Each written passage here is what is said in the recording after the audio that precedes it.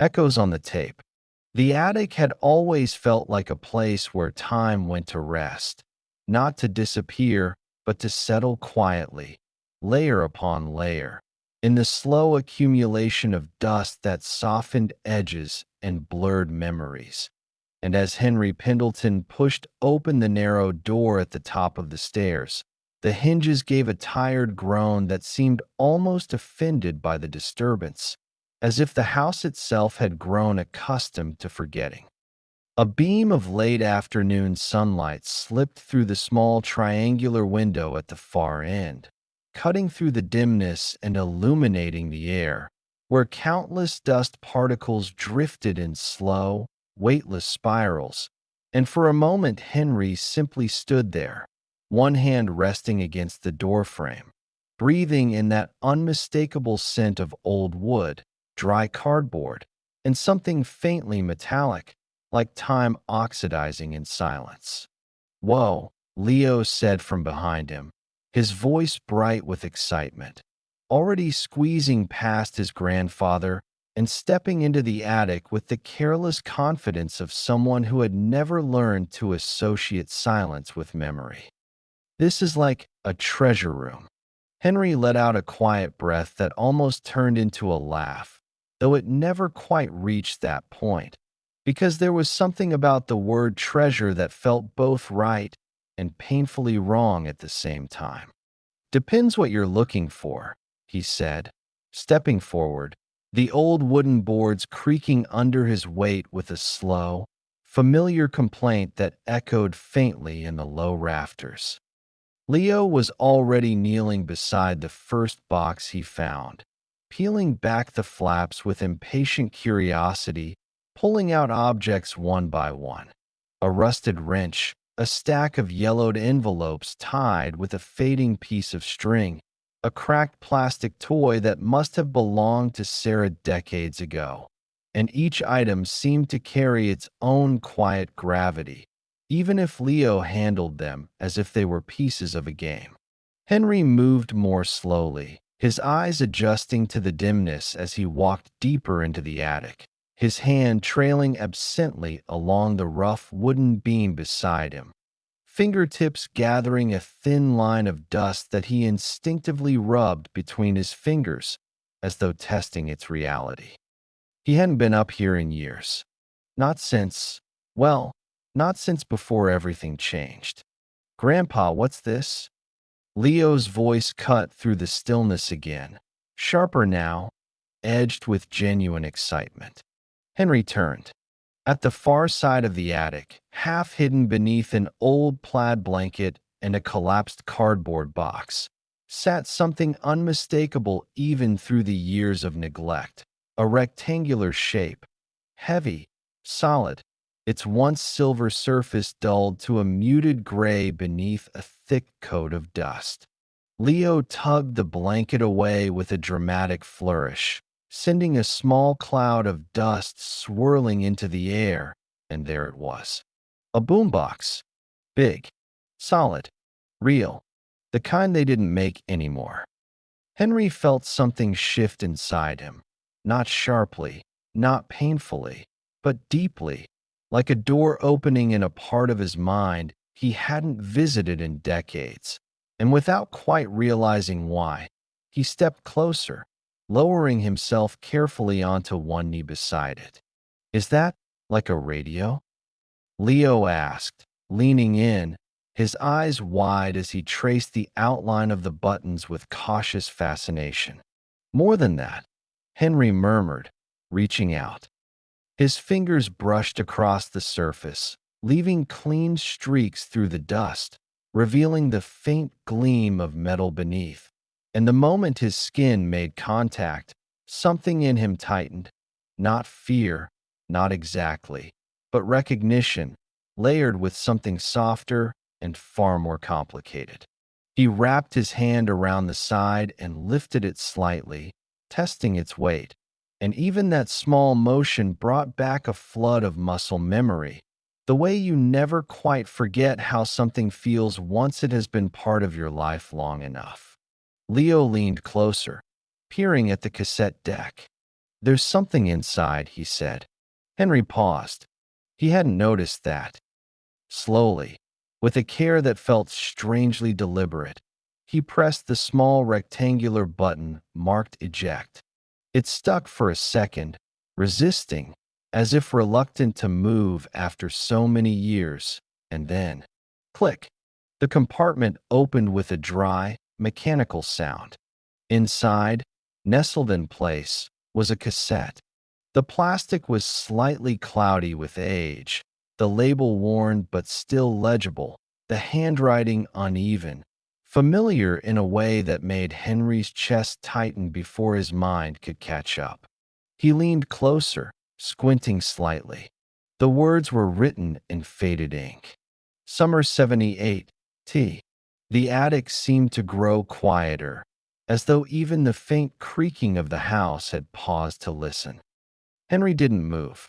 Behind him, Leo shifted his weight, unaware of the sudden stillness, unaware that something in the air had changed. Can we play it? Leo asked. Henry's hand hovered just above the cassette, not touching it yet, his fingers trembling ever so slightly, though he couldn't say whether it was from age or memory or something else entirely. For a long moment, he said nothing. Then, very quietly, "Yeah," he said, and the word felt heavier than it should have. It took longer than Henry expected to bring the old machine back to life. Not because the mechanics were beyond him, but because every small step, every wire checked, every switch nudged, every careful adjustment seemed to carry with it a weight of familiarity that slowed him down, as though his hands remembered faster than his thoughts could keep up. They had moved the boombox downstairs, setting it on the kitchen table beneath a hanging lamp whose warm yellow light cast a soft circle over the scratched surface. And for a while the house was filled not with voices, but with the quiet, methodical sounds of tinkering. The faint scrape of metal against metal, the soft click of plastic panels being tested, the low murmur of Henry speaking half to himself, half to the machine. Leo stood across from him, watching with intense focus, his chin resting on the edge of the table, his eyes following every movement as though he were witnessing something both ancient and alive. "So, where do you plug it in?" Leo asked after a moment, glancing around as if expecting a missing cable to reveal itself. Henry smiled faintly, not looking up. "You don't," he said, sliding open the battery compartment with a careful push of his thumb. "Not unless you've got the cord, and I don't think we do." Leo leaned closer, peering inside. "That's huge," he said, as Henry inserted the old batteries he'd found in a drawer. "Probably not new, but good enough to try." "Everything was," Henry replied, snapping the compartment shut. He paused for a second, then pressed the power button. "Nothing." Leo's expression shifted instantly. "It's dead." Henry tilted his head slightly, listening, his fingers resting lightly against the side of the machine. "No," he said after a moment. "Not dead." He pressed again. This time, there was a faint response, a low, uneven hum, like something deep inside the machine was waking up reluctantly after a very long sleep. Leo's eyes widened. "It's working," he whispered, as though speaking too loudly might scare it off. "Sort of," Henry said, though there was a small note of satisfaction in his voice. He reached forward and pressed eject. The compartment opened again, the same dry click as before, and Henry carefully removed the cassette, turning it over in his hands, examining the thin strip of tape visible through the plastic window. Something wasn't right. He frowned. The tape inside was loose, slightly twisted, a small section pulled out of alignment as if it had been caught and dragged at some point long ago. "Well," he said quietly, "there's your problem." Leo leaned in even closer. What happened to it? Got chewed up, Henry replied, reaching into the drawer beside him and pulling out a pencil, holding it up like a tool from another era. Leo blinked. You're gonna fix it with that? Henry's mouth curved into a small, almost amused smile. Watch. He inserted the pencil gently into one of the cassette spools and began to turn it slowly, carefully guiding the loose tape back into place, the motion smooth and practiced, as though his hands were following instructions written decades ago. The tape tightened gradually, the twisted section straightening out under his touch, the thin brown ribbon sliding back into alignment with a soft, almost inaudible whisper. Leo didn't speak. He just watched, completely absorbed. That's actually really cool, he said finally, his voice filled with genuine awe. Henry shrugged slightly, though something about the moment felt warmer than he expected. Used to do this all the time, he said, back when these things mattered. Leo nodded, still staring at the cassette as though it had just been brought back from the brink of extinction. When Henry finished, he pulled the pencil free and held the cassette up to the light, checking it once more, his expression thoughtful. Should be all right now, he said. He slid it back into the deck, pressing it gently into place until it settled with a soft, precise click. For a second, neither of them moved. The room seemed to hold its breath.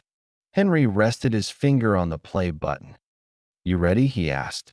Leo nodded immediately. Henry pressed down. Click. The mechanism engaged with a firm, mechanical certainty, followed by the slow rotation of the spools inside the cassette, visible through the small window as they began to turn, pulling the tape steadily from one side to the other. A low hum filled the room.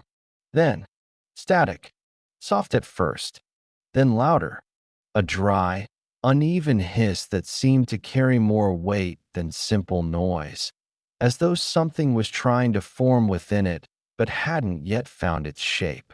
Leo frowned slightly. That doesn't sound like music, he said. Henry didn't answer. He leaned in closer, his brow tightening, his eyes fixed on the machine as the static deepened, shifting subtly, unevenly, like breath moving through a narrow space. For a brief moment, the sound dipped, almost fading, and then something else slipped through. Not clearly, not yet, but enough to make Henry's chest tighten, because beneath the static, there was something that almost sounded like breathing. The tape continued to spin, and the sound grew just a little bit louder. For a few long seconds, the sound remained suspended somewhere between noise and meaning, as if the machine itself was struggling to decide whether it should remain silent or allow something long buried to rise to the surface. And Henry found himself leaning closer without realizing it, his hand resting on the edge of the table, his breath slowing, matching the faint, uneven rhythm that seemed to pulse beneath the static. The tape hissed, cracked, wavered, and then it happened. A voice, not loud, not clear, but unmistakably human. Henry's fingers tightened against the wood. At first, it was nothing more than a fragment, a broken shape of sound emerging from the interference, as though someone were speaking from the far end of a long, collapsing tunnel, their words bending and dissolving before they could fully form. If you're, the sentence cut, dissolved back into static. Leo glanced at Henry, confusion flickering across his face. Did you hear that? He asked, his voice quieter now, instinctively subdued. Henry didn't answer. He couldn't, because something in his chest had already recognized what his mind was still trying to deny. The tape rolled on. Another crackle, another shift. And then the voice came again, clearer this time, pushing through the noise with a strange, fragile persistence. If you're hearing this, Henry's throat tightened. Then you're older than I ever got to be. The room seemed to shrink around him. The warm light above the table felt suddenly too still, too artificial, as if it belonged to a different moment entirely. And for a brief, disorienting second, Henry had the overwhelming sensation that he was standing in two places at once. Here, in his kitchen, and somewhere else entirely, somewhere filled with sunlight and heat and the restless hum of a summer that had never quite ended. Leo shifted beside him. "Grandpa," he said, uncertain now, his earlier excitement replaced by something softer, more cautious. Henry swallowed. The voice on the tape wasn't just familiar. It was precise. Every inflection, every pause, every faint rough edge in the tone, it all aligned too perfectly with something stored deep in his memory, something he had not heard in decades and yet somehow recognized instantly, with a clarity that felt almost physical. "Thomas," the tape continued, "I don't have much time." The voice said, quieter now, as though leaning closer to the microphone, or perhaps further away from whatever place it had been recorded. "And I don't know how much of this will come through." A soft distortion swallowed the end of the sentence, stretching the last word until it broke apart into static. Henry's hand trembled slightly. "This isn't," he murmured, though the sentence never finished, because there was no version of it that made sense. Leo looked at him. "What isn't?" Henry shook his head slowly, his eyes still locked on the spinning cassette, watching the reels turn with a steady, indifferent motion that felt completely disconnected from what was happening in the air around them. "It's not possible," he said under his breath. The voice continued, threading its way through the noise with increasing clarity. "If things work the way they're supposed to, you'd never hear this," Thomas said. "But they didn't. And I guess that means we still have a chance." A faint clicking sound punctuated the sentence, like the microphone had been shifted or brushed against fabric. Henry felt something cold settle beneath his ribs. A chance. For what? The static surged briefly, rising and falling like a tide, and for a moment it seemed as though the voice might disappear again, swallowed entirely by the interference. But then, it sharpened, focused, and changed. "Henry," Thomas said, not distantly, not vaguely, but directly, as if he were standing in the room. Henry's breath caught. "Listen to me." The voice continued, steady now, urgent in a way that cut through everything else. "You need to." A sharp crack interrupted the sentence, the sound snapping like a wire pulled too tight. The tape warbled. Leo flinched slightly. "Is it breaking?" he asked. Henry didn't respond, because something else was happening. Something worse. The voice had shifted again, not in tone, in direction. "Leo." The word landed softly, almost gently, and yet it seemed to hit the air with a weight that made everything else fall away. Leo froze. Henry's heart lurched. "Don't touch that lid," Thomas said. "It's broken." There was no static over the sentence. No distortion. Just clarity. Perfect, impossible clarity. Slowly, as if moving through water, Henry turned his head. Leo was standing exactly where he had been a moment before. His hand was raised, halfway toward the top of the boombox, fingers inches from the loose plastic panel. He hadn't touched it yet, but he was about to. Leo's eyes flicked from the machine to Henry, confusion widening into something closer to fear. "I didn't," he started, his voice catching. "I wasn't." Henry reached out and gently pulled his hand away. Neither of them spoke. The tape hissed softly. The reels kept turning. And somewhere, just beneath the fading edge of the static, the voice lingered, as if waiting, The kitchen felt different after the tape stopped speaking, though nothing visible had changed, and the same warm light still hung above the table, casting its familiar glow across the worn surface.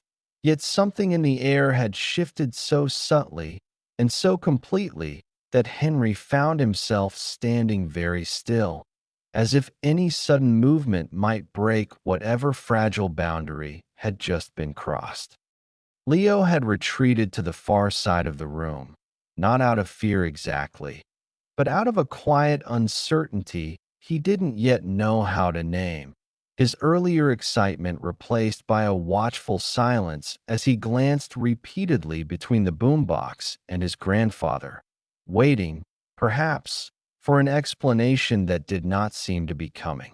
Henry exhaled slowly, his gaze fixed on the cassette deck, where the reels had come to a stop, the thin strip of tape resting motionless behind the cloudy plastic window, as though nothing at all had happened. But something had. He knew it with a certainty that felt heavier than logic. That voice, Leo said finally, his words hesitant, careful, as if testing the shape of them. Who was that? Henry didn't answer right away. Instead, he reached forward and pressed the stop button, though it had already stopped, the gesture more reflex than necessity. And for a moment his hand lingered there, fingers resting lightly against the cool plastic surface. "My brother," he said at last, his voice low, almost distant. "Thomas." The name seemed to settle into the room in a way that felt unfamiliar, as though it had not been spoken aloud in years. Leo frowned slightly. "You mean like he recorded that?" Henry's mouth tightened. "No," he said quietly. "That's the problem."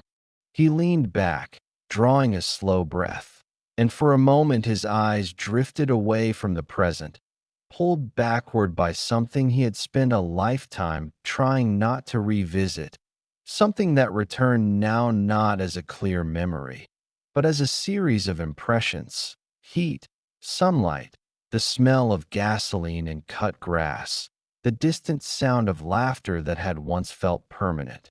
Summer of 1978.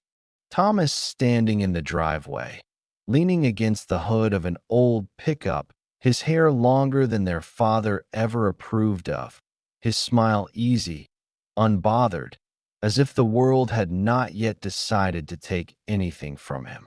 Henry blinked. The image shifted. The same driveway, but quieter. The same truck, but empty. And the silence that followed. They had argued.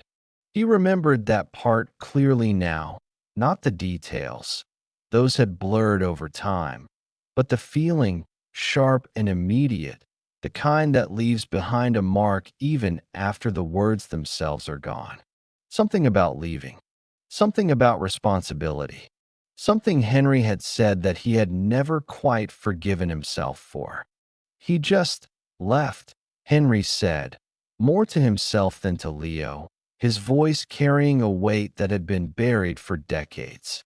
One day he was there, and the next, he didn't finish. Leo watched him carefully. "Did he ever come back?" he asked. Henry shook his head once, slowly. "No," he said. The word hung in the air, heavier than it should have been. For a moment, neither of them spoke. Then Henry reached for the boombox again. "I need to hear it one more time," he said. Leo hesitated. "Are you sure?" Henry didn't look at him. "No," he said honestly, "but I'm going to anyway." He pressed rewind. The machine responded with a low mechanical whir, the tape spinning backward now, faster than before, the sound rising into a soft, steady rush that filled the room like wind moving through a narrow space. And for a brief moment, Henry had the strange sensation that something was being pulled not just through the machine, but through him, as if the act of rewinding carried with it more than just sound. The tape slowed, stopped. Henry pressed play again. Click. The static returned immediately, sharper this time, more defined, as though whatever barrier had existed before had already been weakened. Leo leaned in slightly despite himself. The voice came sooner now. Clearer. I don't have much time, Thomas said again. The same words, the same tone. Henry's jaw tightened. He had expected that. But then, something shifted. The cadence faltered, a fraction of a second out of place. And the sentence continued. And neither do you. Henry's head snapped up. That hadn't been there before. He was sure of it. The static surged briefly, then settled again, and the voice continued, weaving forward as if following a path that had not existed the first time they listened. You always wait too long, Thomas said, quieter now, almost reflective. You think there's more time than there is. Henry felt his pulse quicken. Leo looked at him. Did he say that before? He whispered. Henry shook his head slowly. No, he said. The word came out barely audible. The tape hissed softly. And then, almost gently, Thomas spoke again. You're still in the kitchen, he said. Henry froze. The air seemed to tighten around him. The light above the table, the voice continued. It flickers sometimes. You never fixed it. Henry's gaze snapped upward. The lamp above them flickered once. Just once. Then steadied. Leo inhaled sharply. Grandpa. Henry didn't move. He couldn't. Because the voice on the tape wasn't just remembering anymore. It was observing. And for the first time since pressing play, Henry felt something that had nothing to do with memory, or guilt, or even grief. It was something colder. Something that settled quietly into the space between breaths. The realization that whatever was speaking to them wasn't finished. For a long moment after the lamp steadied, neither Henry nor Leo moved, as if even the smallest gesture might provoke whatever unseen presence had just threaded its way into their reality. And the silence that followed was not empty, but dense, filled with the lingering echo of a voice that had no right to know what it knew. The tape continued to spin, softly, relentlessly. Henry lowered his gaze back to the boombox, his eyes narrowing slightly as though he might catch it in the act of changing, of rearranging itself into something other than what it appeared to be. But the machine looked exactly as it had before, old, worn, ordinary, its plastic edges dulled by time, its buttons slightly uneven from years of use, its presence entirely mundane. And yet, you always hated that flicker. Thomas's voice continued, quieter now, almost thoughtful, as if remembering something that was happening in real time rather than recalling it. Said it made the room feel unfinished. Henry swallowed, his throat suddenly dry. That's enough, he said, more sharply than he intended, his hand moving toward the stop button. But he didn't press it.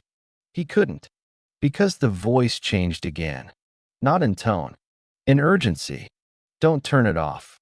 The words came through with a clarity that cut straight through the static, sharper than anything before, as though whatever fragile connection existed between the voice and the present moment had suddenly stabilized. Henry's hand froze midair. Leo looked at him, eyes wide. Grandpa, how would he? I don't know, Henry said quickly, though the answer felt hollow even as he spoke it, because somewhere deep down, beneath the surface of reason and explanation, a different thought had already taken root. The voice pressed on. I don't know how long I can hold this, Thomas said, the faint distortion returning at the edges of his words, stretching certain syllables as though time itself were resisting them. It doesn't stay the same, it shifts. Henry leaned in closer despite himself, his heart beating faster now, not from fear alone, but from the growing, undeniable sense that this was not a recording in the way he understood recordings, not a fixed imprint of sound, but something fluid, something responsive. You have to listen carefully, Thomas continued. Not everything is where it should be. A low crackle swallowed the end of the sentence, followed by a brief surge of static that rose and fell like a breath pulled too sharply. Henry glanced at Leo, who was watching the machine as though it might move on its own. Listen to what? Henry asked, his voice tight, directed at the speaker as if it could answer him in the moment. For a fraction of a second, there was nothing. Then, I can't tell you everything, Thomas said, and now there was something else in his tone, something heavier, something that hadn't been there before, regret. Not all at once. Henry felt his chest tighten. What do you mean? He demanded, the words escaping before he could stop them. Leo looked at him in surprise, but Henry didn't notice, because the tape responded. I mean exactly that, Thomas said. The answer came too quickly, too directly. Henry's breath caught. That's not, he started, but the sentence faltered, collapsing under the weight of its own impossibility. The voice continued, pressing forward.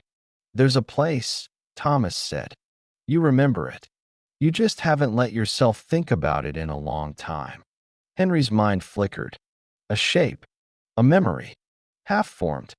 The oak, Thomas said more firmly now, by the edge of the woods, where the ground dips just before the fence line. The image snapped into focus. Henry's fingers curled against the edge of the table. We buried it, Thomas added. You and me. Leo looked between them. Buried what? He asked, his voice barely above a whisper. Henry didn't answer. Because he didn't know. Or worse, because part of him did.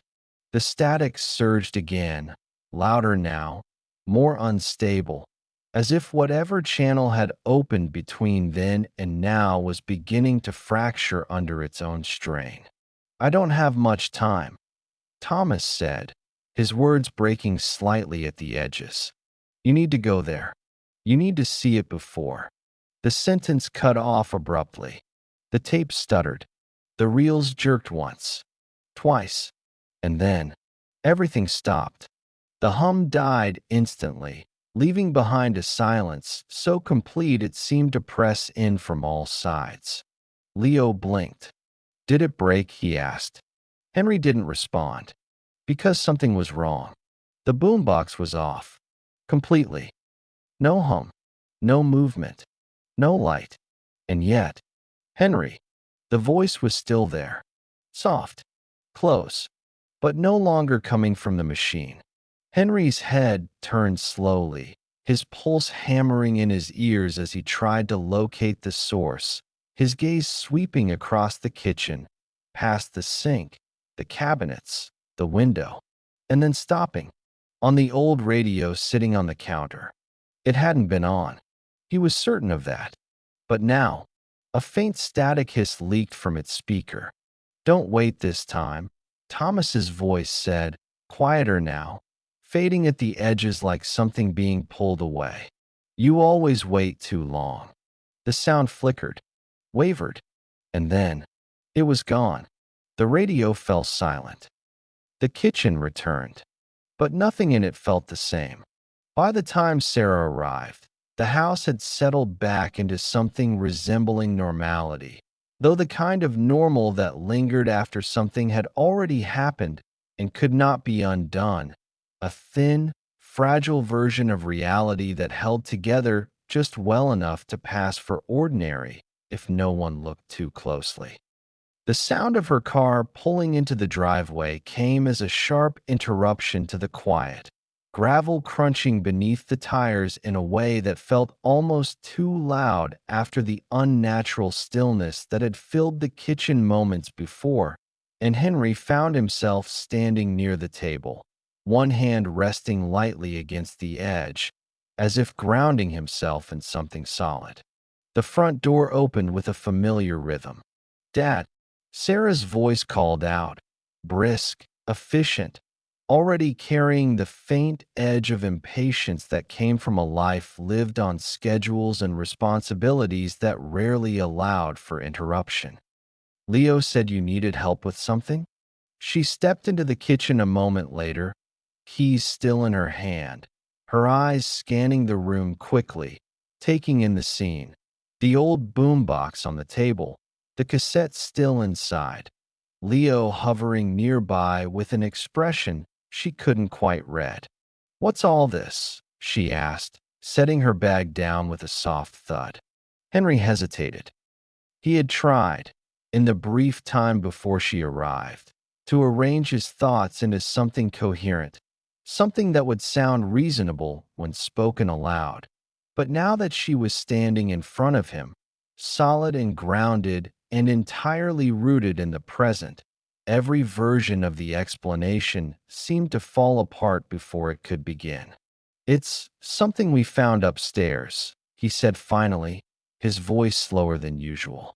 Sarah glanced at the boombox again, her brow furrowing slightly. "A tape player?" she said, a hint of disbelief slipping into her tone. "You call me over for a tape player?" Leo shifted.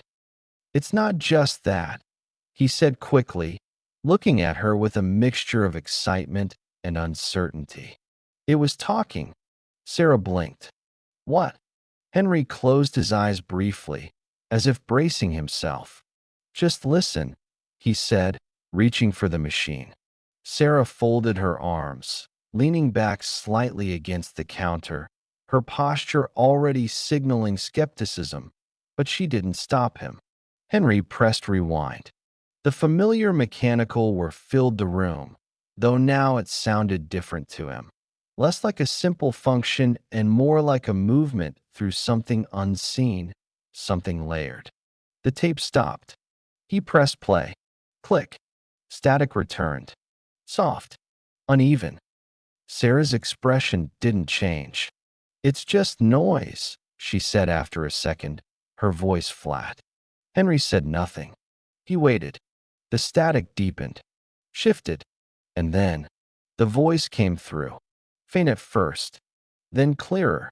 "If you're hearing this, then you're older than I ever got to be." Sarah's arms dropped slowly from where they had been crossed. She straightened. "What is that?" she asked, her tone sharpening. Henry watched her closely. "Keep listening," he said. The tape rolled on, the familiar phrases unfolding, the same words Henry had already heard, though now they felt different, as if shaped by the presence of a new listener.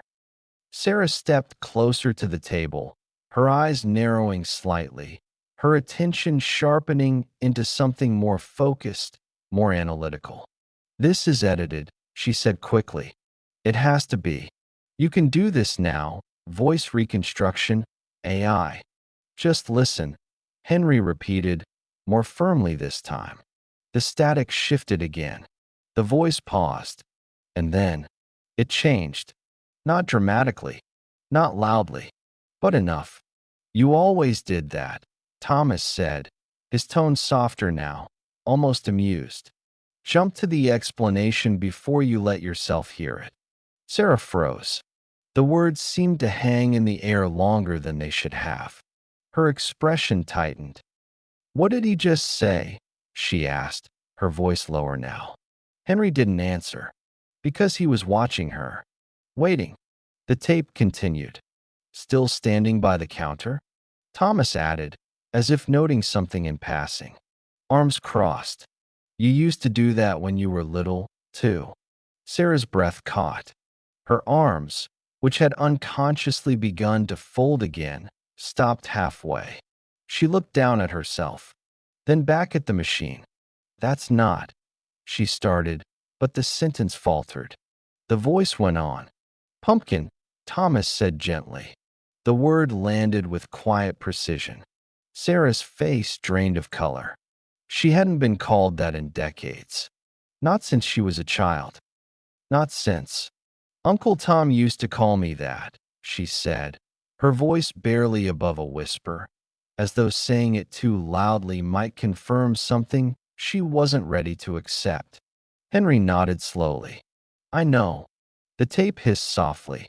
The reels kept turning. And Sarah took a step back, her earlier certainty unraveling piece by piece, replaced by something far less comfortable, something that didn't fit into any explanation she had ever trusted. She looked at Henry, then at Leo, then back at the machine. Play it again, she said. But this time, there was no skepticism left in her voice.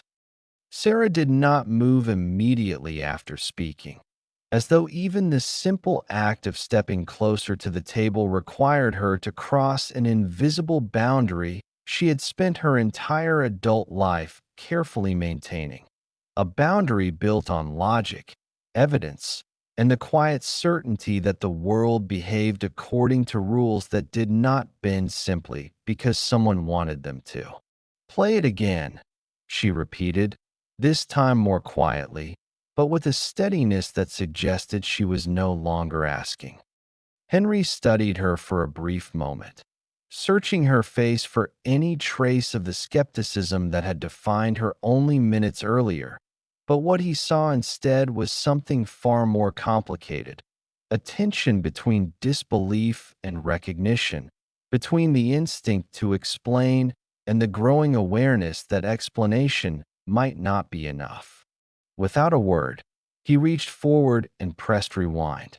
The tape responded with its familiar mechanical whir, the sound filling the kitchen like a steady, controlled unraveling, as though the past itself were being drawn backward through the narrow channel of the machine, frame by frame, moment by moment, until it reached a point where it could begin again.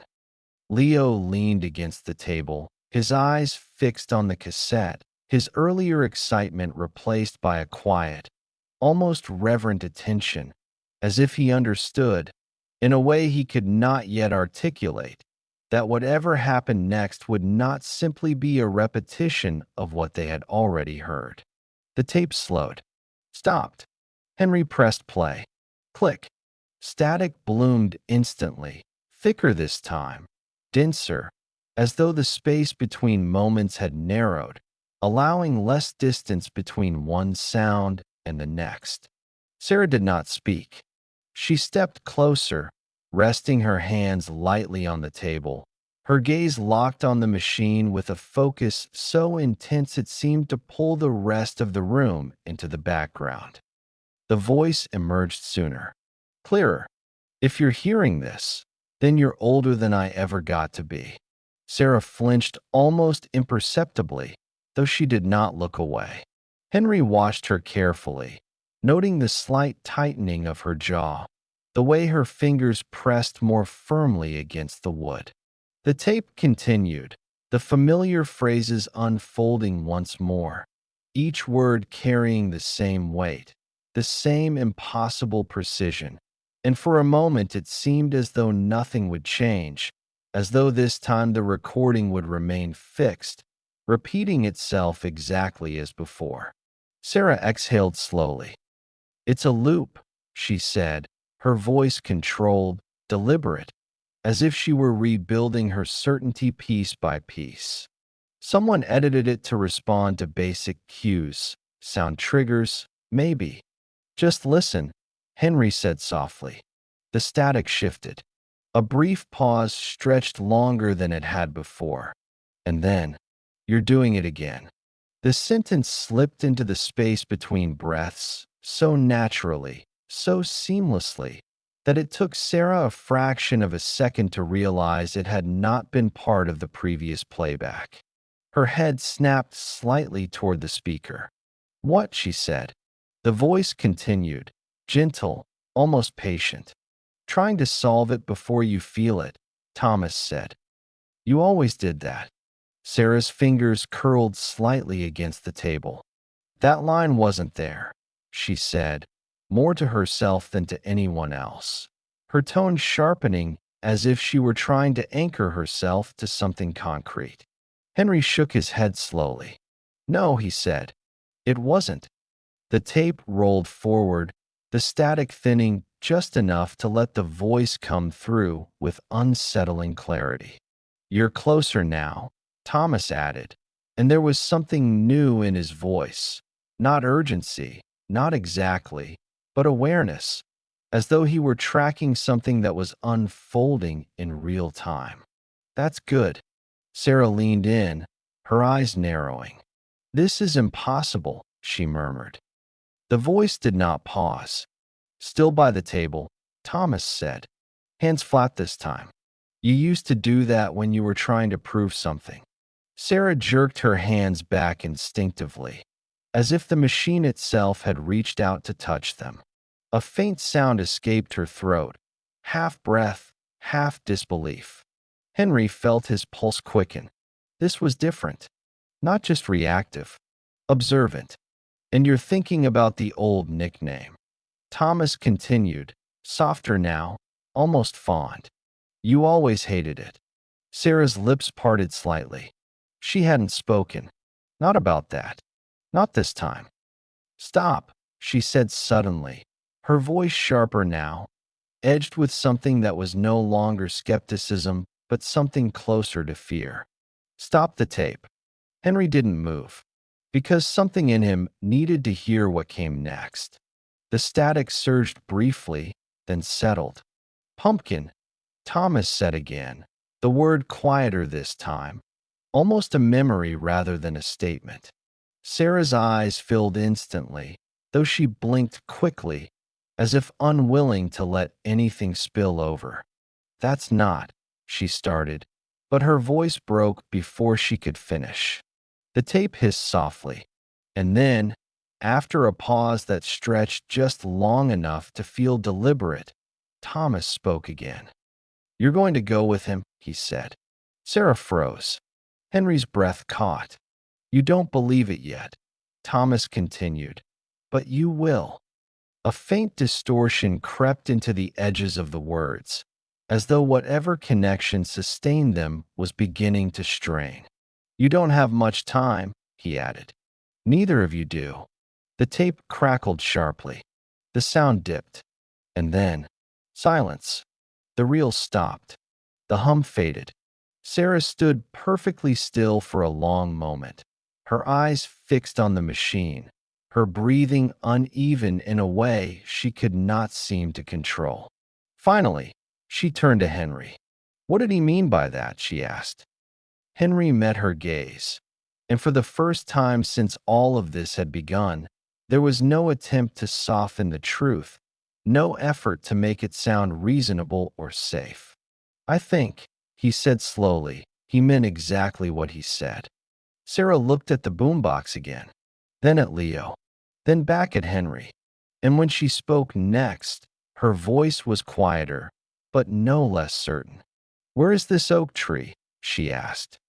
Morning arrived more quietly than usual, as though the house itself had decided to ease into the day without drawing too much attention to the passage of time.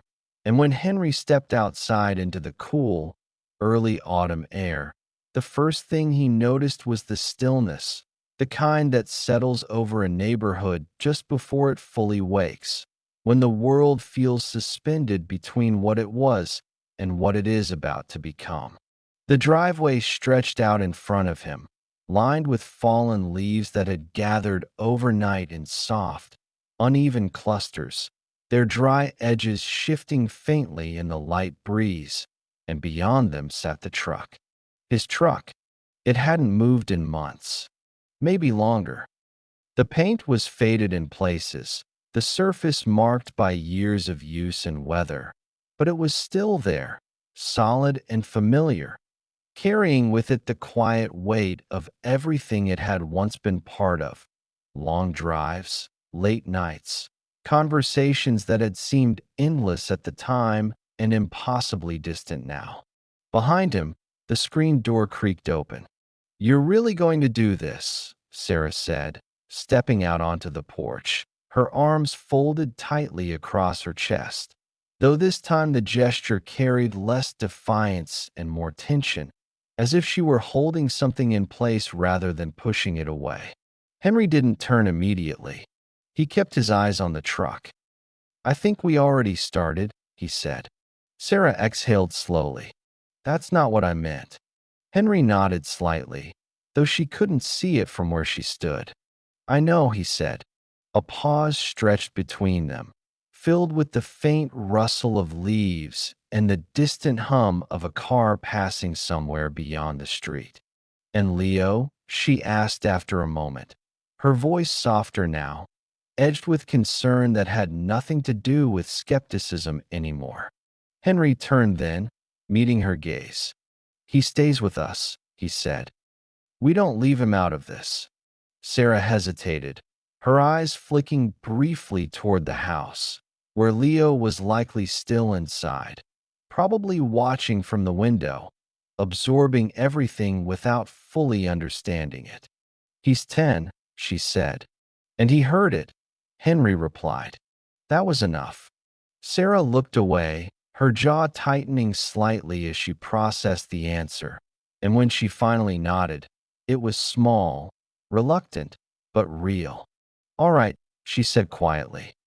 Henry stepped toward the truck, reaching into his pocket for the keys, the familiar weight of them settling into his palm in a way that felt strangely grounding, as though this simple, physical object might anchor him to something steady in the middle of everything that no longer was. He opened the driver's door. The hinges creaked softly. The interior smelled faintly of leather, dust, and something older, something that lingered in the fabric of the seats and the grooves of the steering wheel. He slid in, adjusting himself behind the wheel, his hands resting there for a moment without moving, as if reacquainting themselves with a language they had not spoken in some time. Sarah approached the passenger side, but didn't get in yet. You really think this is going to lead somewhere? She asked, her tone searching now rather than dismissive. Henry glanced at her. I think it already has, he said. She studied him for a second, then opened the door and climbed in, pulling it shut with a soft thud. Leo appeared a moment later, running down the steps with a small backpack slung over his shoulder, his expression a mixture of excitement and something quieter, something that suggested he understood, at least in part, that this wasn't just a trip. Shotgun? He asked, slightly out of breath. Sarah gave him a look. Back seat, she said automatically. Leo groaned, but complied, climbing in behind them and settling into place. Henry inserted the key into the ignition. For a moment, he hesitated. Then he turned it. The engine coughed. Once, twice, then fell silent. Sarah raised an eyebrow. Great start, she said. Henry tried again. The engine turned over, slower this time. The sound heavier, strained, as if something inside it was resisting the idea of movement after so long. Come on, Henry murmured under his breath. He turned the key once more. The engine sputtered, caught, and roared to life. A low, steady vibration filled the cabin, familiar and reassuring in a way that nothing else had been since the night before. Leo leaned forward between the seats. Yes, he said. Henry allowed himself a small smile. Still got it, he said. But before he could shift into gear, the radio clicked on. By itself. A faint burst of static filled the speakers, sharp and immediate, cutting through the engine noise with unsettling precision. Henry's smile faded. Sarah stiffened beside him. Did you turn that on? She asked quickly. Henry shook his head slowly. No. The static shifted, wavered, and then a voice slipped through. You're on your way. Thomas. Softer now, more distant, but unmistakable. Henry's grip tightened on the steering wheel. Good. The voice continued, fading slightly at the edges. Don't stop this time. The signal flickered, cracked, and then silence.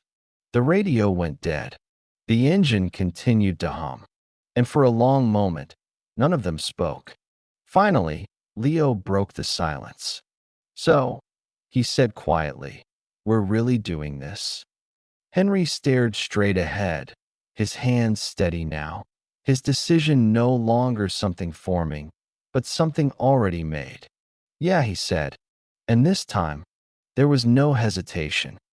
By the time they pulled off the highway, the sky had begun to lean toward evening, the pale blue fading into warmer tones that stretched low across the horizon, and the long ribbon of road they had followed for hours seemed to dissolve behind them as if it had never quite existed in the first place, leaving only the quiet hum of the engine and the soft, rhythmic whisper of tires against asphalt lingering in their ears.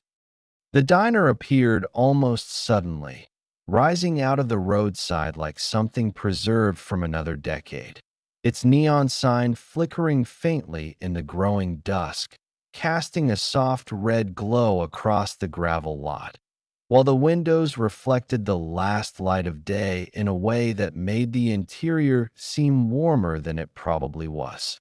Henry slowed the truck and pulled in. The engine idled for a moment before he turned the key and let it die, and the sudden absence of sound felt heavier than the noise itself, as though the silence had weight now, something that settled into the space between the three of them. Leo leaned forward between the seats. Are we stopping? He asked, though the answer was obvious. We're stopping, Sarah said, already reaching for the door handle, though her tone carried a quiet distraction, as if part of her mind was still somewhere else entirely. They stepped out into the cooling air, the faint scent of dust and gasoline mixing with something sweeter drifting from the diner. Coffee, maybe, or baked pie. And as they crossed the lot, the gravel shifted beneath their feet with a dry, familiar crunch that seemed to echo louder than it should have. Henry paused briefly before opening the door. For no clear reason. Just a moment. Then he pushed it open. A small bell above the frame chimed sharply, the sound cutting cleanly through the low murmur of voices inside. And for a second, every head seemed to turn toward them, not in surprise exactly, but in the quiet acknowledgement reserved for strangers passing through a place that did not often see new faces. The interior was exactly what it should have been. Vinyl booths worn smooth with years of use, a long counter lined with stools, the faint hum of an old refrigeration unit somewhere in the back, and the air carried that unmistakable warmth of a place that had not changed because it had never needed to. They slid into a booth near the window. Leo immediately pressed his hands against the table, looking around with open curiosity. This is so cool, he said, his voice low but excited. It's like a movie. Sarah gave a faint, distracted smile. Henry said nothing. He was listening, not to anything specific, just listening. A waitress approached, her movements unhurried, her expression neutral in a way that suggested she had seen enough passing faces to know better than to read too much into any of them. Coffee? She asked Henry. He nodded. For all of us? She added, glancing at Sarah. Two, Sarah said. And whatever he wants, she added, nodding toward Leo. The waitress nodded once and moved away. For a moment, none of them spoke. Then Leo leaned forward. Do you think he's still listening? He asked, his voice dropping slightly, as though the question itself might carry farther than he intended. Sarah glanced at him sharply. Don't, she said, though there was no real force behind it. Henry rested his hands on the table, his fingers loosely interlaced. I don't think it works like that, he said slowly. Then how does it work? Sarah asked, more quietly than before. Henry looked out the window for a moment, watching the reflection of the neon sign flicker faintly across the glass. I don't know, he admitted. The coffee arrived. Steam curled upward in thin, twisting lines, the smell grounding.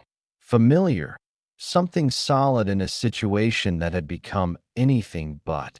Henry wrapped his hands around the cup, letting the warmth settle into his fingers. Tell me about him, Leo said suddenly. Henry glanced at him. Thomas, Leo clarified. Sarah shifted slightly in her seat, but she didn't interrupt. Henry exhaled slowly. He began, then paused, as though searching for a word that had not been used in a very long time. He was the kind of person who made everything feel bigger than it was. Leo tilted his head. How? Henry's gaze drifted slightly, unfocused now, as if he were looking at something just beyond the present moment. He never stayed still, he said. Even when he was standing right in front of you, it felt like he was already halfway somewhere else. Sarah's expression softened, just slightly. That sounds like him, she said. Henry nodded. We used to come places like this, he added, glancing around the diner. Same kind of booths. Same kind of coffee. He always said the road felt shorter when you stopped somewhere that didn't care where you were going. Leo smiled faintly. That's kind of cool.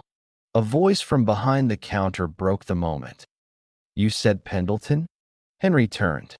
An older man stood near the register, wiping his hands on a towel. His eyes narrowed slightly as he studied Henry's face with a careful, deliberate focus, as though aligning it with something stored deep in memory. Henry frowned. I didn't, he started, but the man stepped closer. Henry Pendleton? The man asked. Henry nodded slowly. The man's expression shifted, something like recognition settling into place. Didn't think I'd see you back here, he said. A pause. Then, you had a brother, the man added. Thomas. The name landed differently this time. Not as memory, as confirmation. Henry's grip tightened slightly around his coffee cup. Yeah, he said. The man nodded once, his gaze lingering. He used to stop here, he said, right before he left. The air seemed to still. Sarah leaned forward slightly. Left where? She asked. The man hesitated, then shrugged, a small, uncertain motion. Didn't say, he replied. Just said he had somewhere to be. Henry's chest tightened. Did he say anything else? He asked. The man studied him for a moment, then shook his head slowly. Not to me, he said. He paused, then added, almost as an afterthought. But he didn't look like someone who was leaving for the first time. The words settled into the space between them, quiet and heavy. And for a moment, no one spoke. The town appeared gradually, not as a sudden arrival, but as a slow reassembly of something that had once existed whole and had since been taken apart and put back together with just enough difference to make it feel unfamiliar. And as Henry guided the truck along the narrow main road, he found himself leaning forward slightly, as though proximity alone might help him reconcile what he was seeing with what he remembered. It was smaller. That was the first thing. Not physically, perhaps, but perceptually, as though the scale of it had shifted in the years since he had last been there. Buildings that had once seemed solid and permanent now appearing thinner, quieter, their edges softened by time and distance. The storefronts were different. Some replaced, some boarded up, others lingering stubbornly in place, their faded signs clinging to a version of the past that had long since moved on. Leo pressed his face lightly against the window. This is it, he asked. Henry nodded. Yeah, he said. Sarah scanned the street, her eyes moving quickly, cataloging details, searching for something that might anchor this place in something real. It looks, she began, then stopped. Different, Henry offered. She nodded. Yeah. Henry exhaled quietly. It always does, he said. They drove slowly, the truck rolling past familiar corners that no longer felt entirely familiar, the rhythm of the place slightly off, like a song played at the wrong speed. Henry turned onto a narrower road. "This way," he said. Sarah glanced at him. "You remember?" she asked. Henry hesitated. "I think so," he said. But even as he spoke, something in his chest tightened. Not doubt exactly, but a strange, disorienting sensation that he was not remembering the road so much as following it, as if the direction itself existed independently of his memory. They passed the old gas station, or what was left of it. The structure still stood, but the pumps were gone, the windows dark, the paint peeling away in thin strips that exposed the wood beneath. Leo turned to look back at it as they drove past. "That place looks abandoned," he said. "It is," Henry replied. He didn't slow down. They continued on. The houses thinned. The road narrowed further. Trees began to line both sides, their branches stretching overhead, leaves shifting in soft waves of gold and amber that filtered the late afternoon light into something softer, more diffuse. Henry's grip on the steering wheel tightened slightly. "Up ahead," he said. Sarah looked out the windshield. "I don't see anything," she said. "You will," Henry replied. They drove another minute. Then, the road dipped, just slightly, but enough. Henry felt it immediately, not just in the movement of the truck, but somewhere deeper, as though his body had recognized the shift before his mind could catch up. "This is it," he said. The words came out quietly. Certain. He slowed the truck, pulled to the side. The engine idled for a moment before he turned it off, and once again, the silence that followed felt heavier than it should have, filled with something unseen. Leo leaned forward. "What's here?" he asked. Henry didn't answer right away. He stepped out of the truck, the cool air brushing against his face as he closed the door behind him. And for a moment, he simply stood there, looking out toward the line of trees that stretched beyond the edge of the road. It was still there, the forest, untouched, or at least, unchanged enough. Sarah joined him a moment later. "You're sure?" she asked. Henry nodded slowly. "Yes," he said. But even as he spoke, a strange thought surfaced, uninvited, unformed. Not doubt, something else. A feeling. Not that he remembered this place, but that he had been here. Recently. He frowned slightly. "That's strange," he murmured. Sarah looked at him. "What is?" Henry shook his head once, as though trying to clear something he couldn't quite define. "Nothing," he said. But it wasn't nothing, because as he stepped toward the trees, the leaves shifting softly beneath his feet, the air growing cooler with each step, he couldn't shake the quiet, persistent sensation that whatever they were about to find wasn't waiting for them. It was expecting them. The forest received them without resistance, as though it had been waiting long enough to recognize the moment of their arrival and no longer saw any reason to conceal what lay within it. And as Henry stepped beyond the edge of the road and onto the uneven ground beneath the trees, he felt the shift immediately, not just in temperature or light, but in something quieter, deeper, a kind of density in the air that seemed to settle around them with deliberate calm. Dry leaves cracked softly underfoot, their brittle edges giving way with each step, while the filtered autumn light fell in broken patterns across the forest floor, turning the path ahead into something that felt both familiar and strangely obscured, as though memory itself had been scattered in fragments across the landscape. Leo moved ahead at first, drawn forward by instinct and curiosity, weaving between the trees with the quick, restless energy of someone who had not yet learned to hesitate in places that demanded it. though every few steps he would glance back, checking that Henry and Sarah were still close behind, as if some part of him understood that distance here meant something different. You said it was near a fence? Sarah asked, her voice low, the words carried gently by the still air. Henry nodded, though his eyes remained fixed ahead. Yeah, he said, there used to be one. Old wire line, half broken. Sarah scanned the surroundings, her gaze moving carefully between tree trunks and patches of shadow. I don't see anything, she said. You won't, Henry replied quietly. Not right away. He wasn't guessing.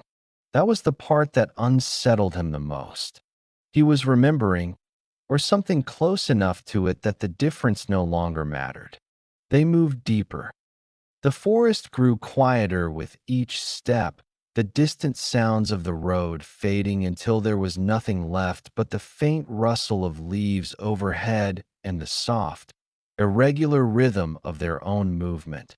And in that quiet, Henry became increasingly aware of a sensation that he could not quite place, something that lingered just beyond the edge of conscious thought, like a memory waiting for the right angle to become clear. Grandpa, Leo said suddenly, stopping. Henry looked up. Leo stood a few yards ahead, his posture still, his attention fixed on something just beyond a cluster of low branches. I think, Leo began, then hesitated, as though unsure how to finish the thought. Henry stepped closer, and then he saw it.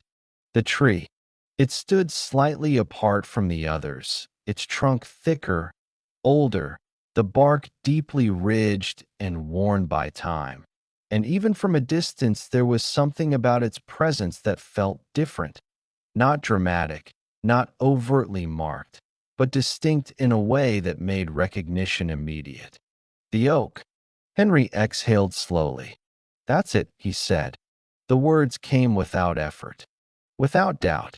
Sarah moved beside him, her gaze following his. It doesn't look special, she said. It wasn't supposed to, Henry replied. They approached together. Up close, the details became clearer, the subtle curve of the trunk, the low branch that extended outward at an angle he remembered climbing once, the faint indentation near the base where the ground dipped slightly inward, as though the earth itself had shifted to accommodate something hidden beneath it. Leo circled around to the other side. There's a hole, he said.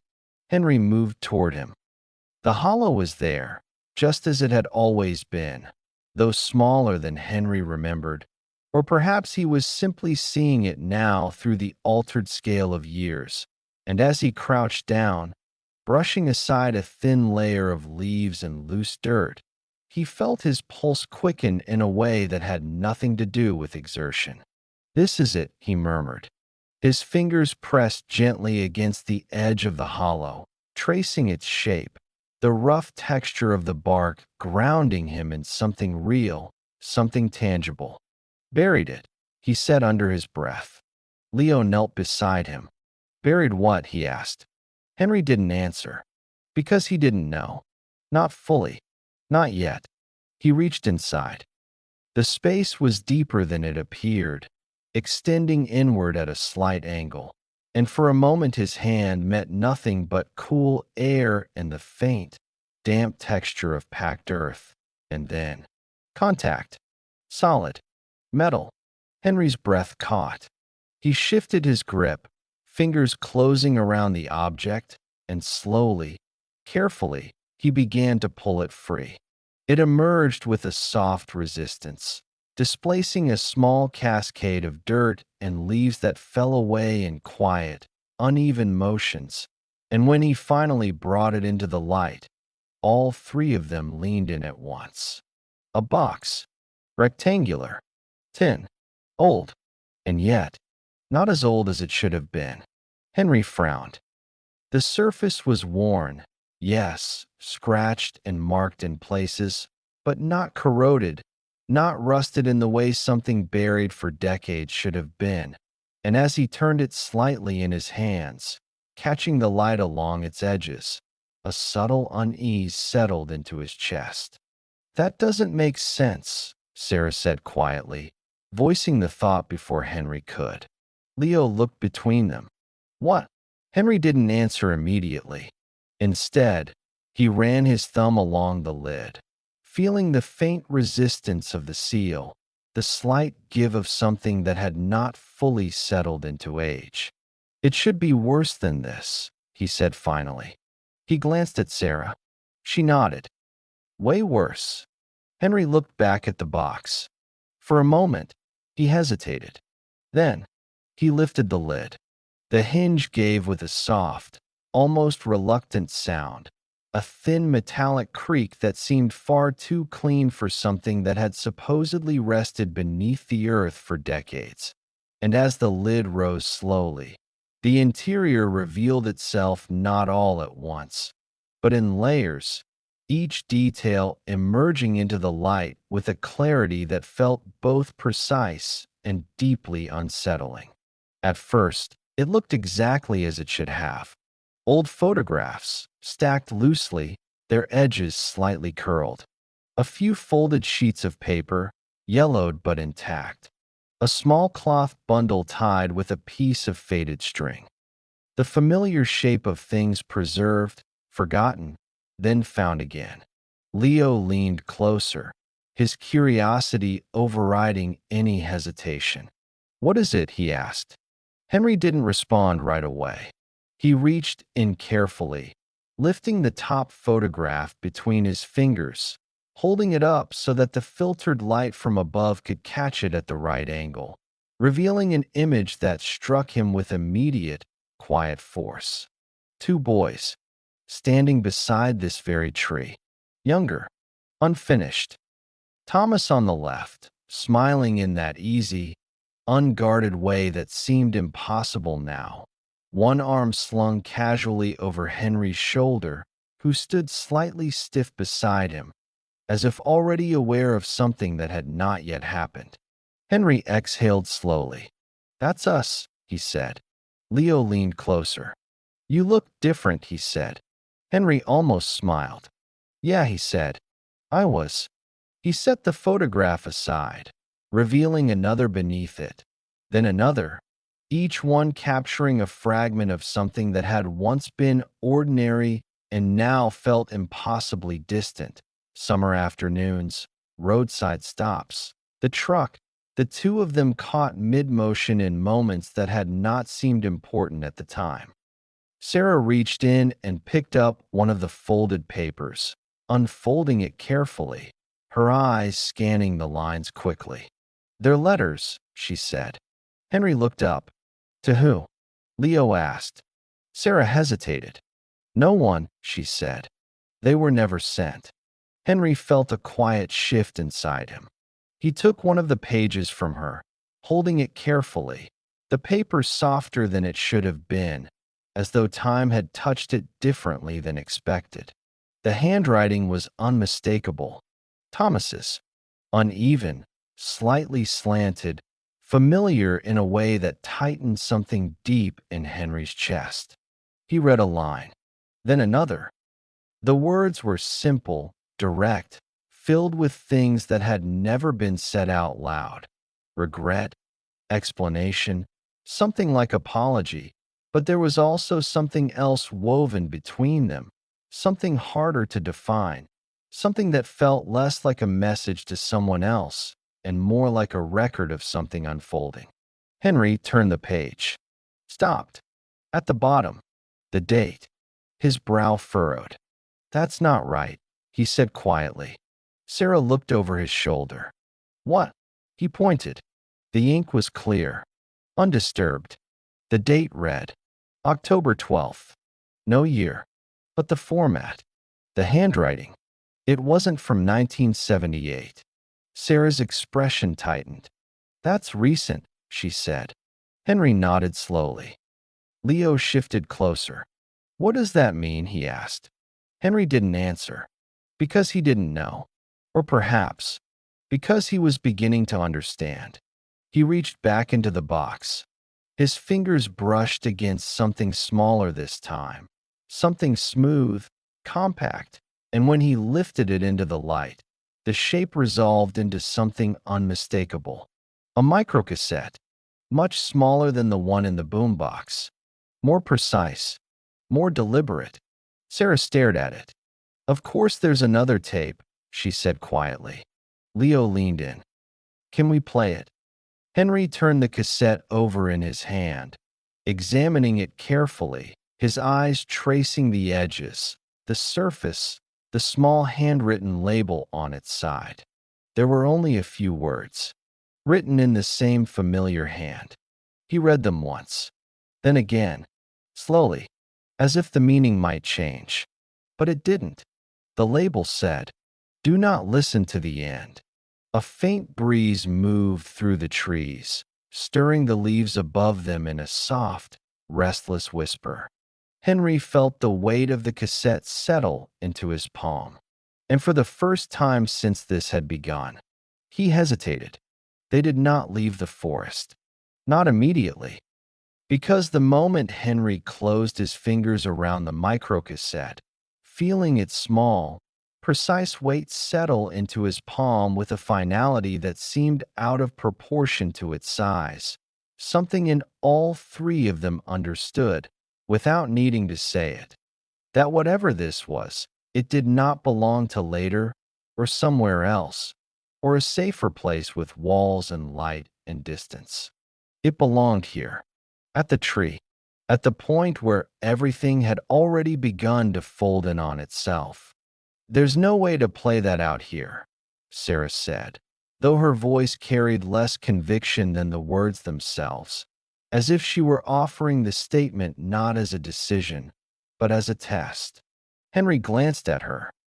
"There used to be a place," he said slowly, his gaze drifting beyond the trees, toward the road they had left behind. "A shop, just off the main street." Sarah followed his line of sight. "Used to be," she repeated. Henry nodded. "That's all we need." The shop was still there, barely, wedged between a closed hardware store and a narrow storefront with darkened windows. Its sign faded to the point of near illegibility, though the outline of the letters remained just clear enough to suggest what it had once been, a place for repairs, for things that no longer worked the way they should. The bell above the door rang when they entered, the sound thin, metallic, and oddly familiar, echoing faintly in the cramped interior where shelves sagged under the weight of outdated electronics, tangled cords, and objects that had outlived their purpose but not their presence. A man looked up from behind the counter. Older, careful. He said nothing at first. Henry stepped forward. "I need something that can play this," he said, placing the microcassette gently on the counter. The man studied it for a moment, then nodded once, as though confirming something he had expected. "Give me a minute," he said. The device was small, unremarkable. Plastic casing, a single speaker, a row of worn buttons that responded with soft, mechanical clicks when pressed. Henry held it for a second before setting it down on the counter, the microcassette already inside. The lid closed with a quiet finality that seemed to draw a line between before and after. Sarah stood beside him. Leo hovered close, silent now. Henry rested his finger on the play button. He didn't look at them. He pressed it. Click. For a moment, there was nothing. No static. No hum. Just a clean, empty silence. And then, Thomas's voice, clearer than before. Closer. "I didn't record this alone." Henry's breath caught. A pause followed, not long, but deliberate, as though the space between the sentences carried as much weight as the words themselves. "You were here," Thomas continued, quieter now. "You just don't remember it yet." Henry's fingers tightened slightly against the edge of the counter. "That doesn't," Sarah began, but the sentence fell away before it could form. because something in the tone of the voice made interruption feel impossible. I didn't leave because of you, Thomas said, and now there was something else in his voice, something steadier, something resolved. I left because I had to. There were things I didn't understand, things I thought I could fix by getting ahead of them. A faint shift in the recording, fabric moving, a breath. I thought if I left first, it would stop it from happening the way it was supposed to, he added. Henry felt something inside him begin to unravel, not violently, not sharply, but steadily, like a thread being pulled loose after years of holding everything together. But that's not how it works, Thomas said. It doesn't stop. It just loops. The word lingered. Loop. Henry closed his eyes briefly. The tape continued. You came back here, Thomas said. Not now? Later. You just don't know it yet. Henry's eyes opened. The room seemed smaller. Closer. You helped me hide it, Thomas continued. You helped me make sure it would be found. Sarah shook her head slowly. No, she whispered. That's not possible. Henry didn't speak, because part of him, a quiet, growing part, was beginning to recognize the shape of what he was hearing. I needed you to hear this, Thomas said, softer now. Not before, not after. Now. A brief crackle passed through the recording, but the voice remained steady. You always thought you said something that made me leave, he continued. Something you couldn't take back. Henry's chest tightened. He hadn't told anyone that. Not like that. Listen to me, Thomas said. You didn't.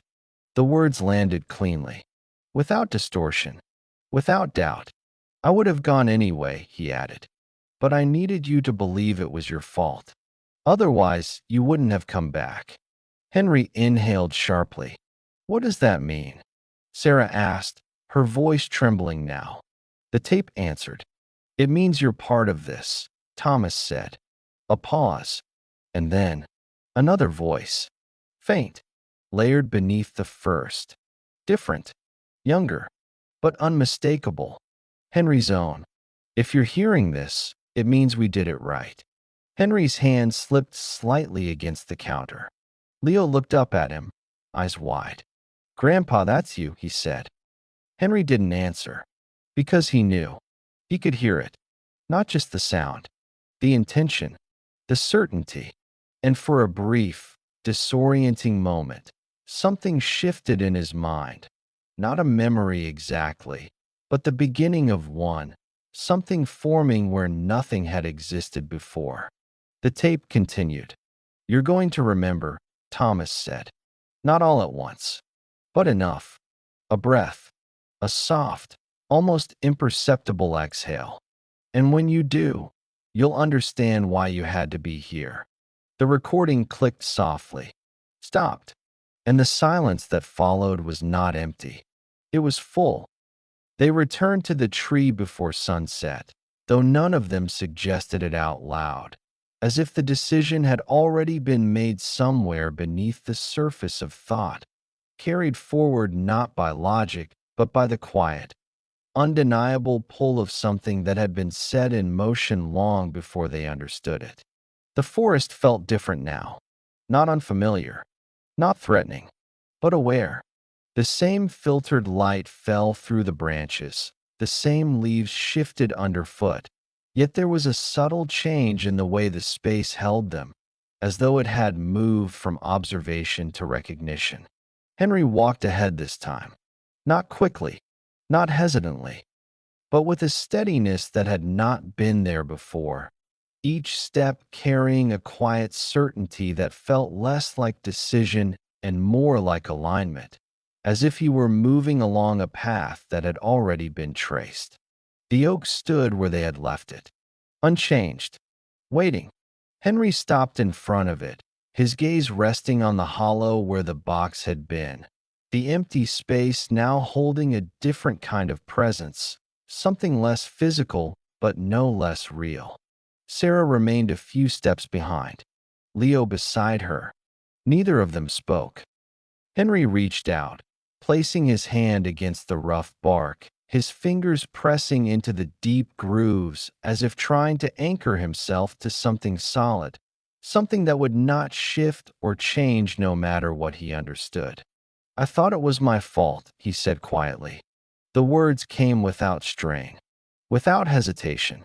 "I thought if I hadn't said what I said, he would have stayed." The leaves above them stirred softly. No answer came, but something shifted. Inside him, "He didn't leave because of me," Henry continued, his voice steadier now. "He left because he already had to." A breath. Slow. Deep. "And I came here anyway."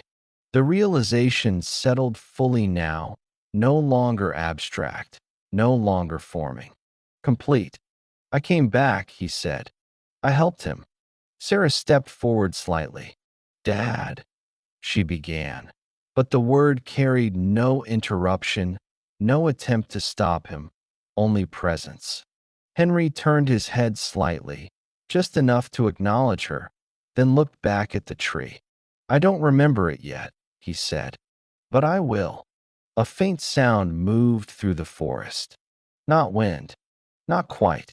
Something softer.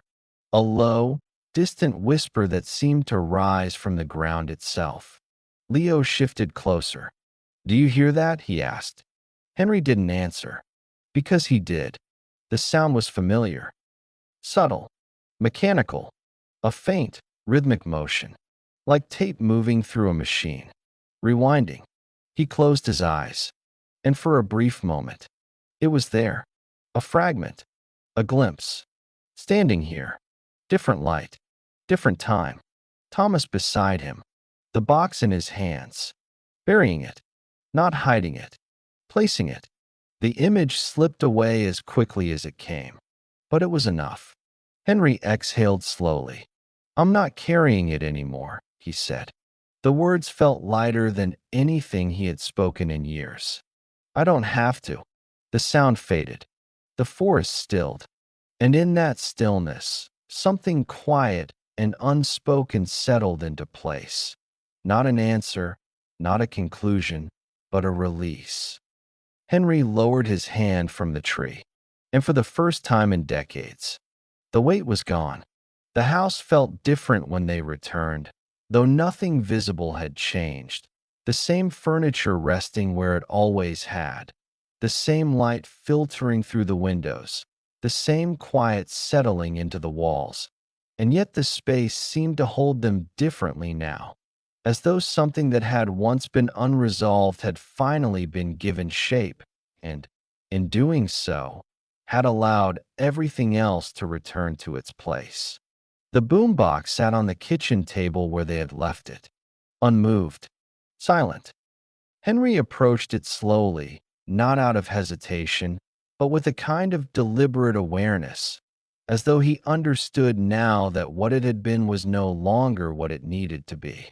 Leo followed, his curiosity returning in a quieter form, less urgent, more thoughtful.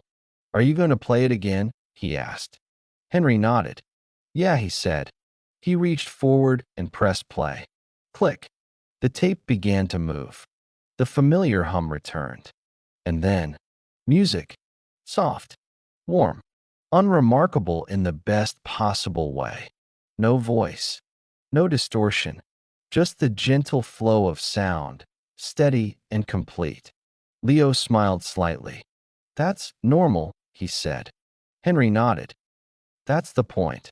Sarah leaned against the counter, watching them, her expression calm in a way it hadn't been since the beginning, as if something in her had shifted alongside everything else, not erased, but understood.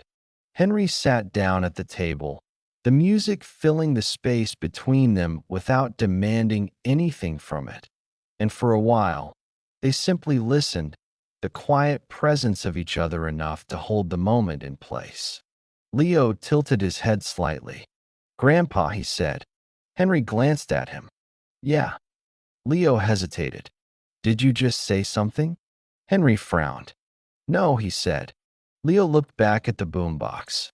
"I thought I heard you," he said. Like, really quick. Henry's gaze shifted to the machine. The music continued. Unchanged.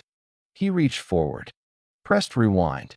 The tape spun back with a soft mechanical rush, the sound rising briefly before slowing, settling, stopping.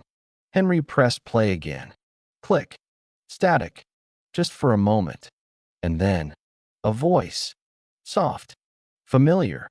Thank you for coming, Henry. Henry's breath stilled. The room seemed to narrow. A pause followed. And then, now it's your turn to record. The tape clicked. The music returned, as if nothing had happened. Leo looked at him. Did you hear that? He asked. Henry didn't answer right away. He sat there, his eyes resting on the machine, his expression unreadable for a moment, as if he were listening to something that had not yet been played. Then, slowly, he reached for the cassette, turned it over. The label had changed. The old faded ink was gone. In its place, written in a hand he recognized, was something new. Summer, again. Henry let out a quiet breath. Not heavy, not burdened, just complete. He looked at Leo, then at Sarah, then back at the tape, and for the first time, he understood exactly what he had to do next.